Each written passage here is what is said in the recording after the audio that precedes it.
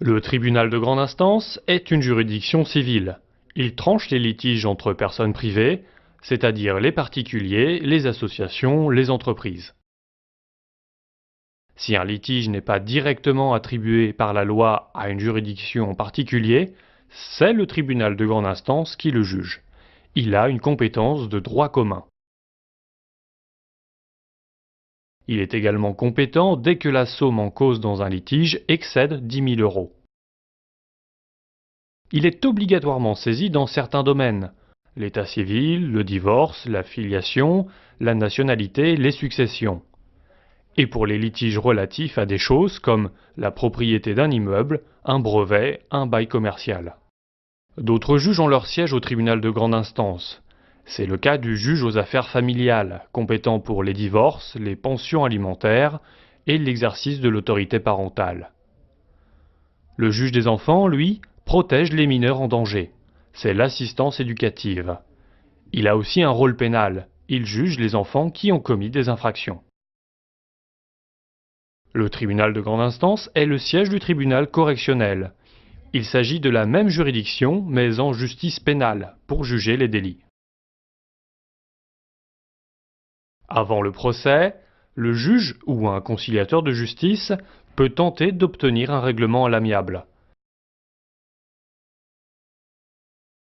En principe, le tribunal de grande instance statue en formation collégiale. La décision sera prise en commun par 3 juges. Parfois, le tribunal de grande instance statue à juge unique. C'est le cas, par exemple, du juge aux affaires familiales. Le juge est assisté d'un greffier qui note le déroulement des débats, met en forme la décision et l'authentifie.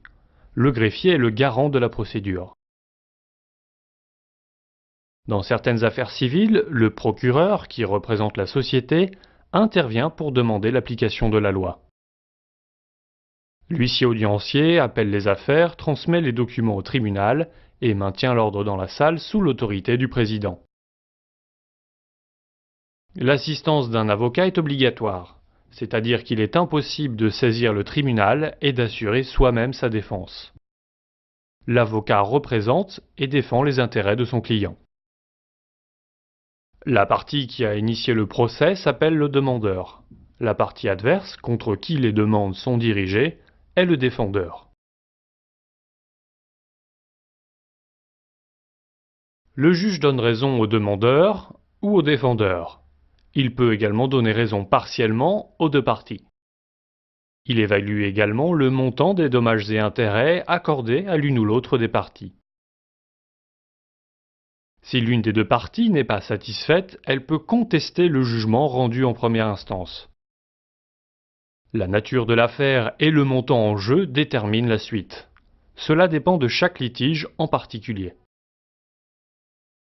Si le tribunal statue à charge d'appel, cela signifie que la loi permet que l'affaire soit jugée une seconde fois. C'est le rôle de la cour d'appel. Après l'appel, les parties peuvent former un pourvoi en cassation si elles considèrent que la loi a été mal appliquée. La Cour de cassation ne va pas juger l'affaire une 3e fois. Elle vérifie, sans examiner les faits, que les juges ont correctement appliqué la loi.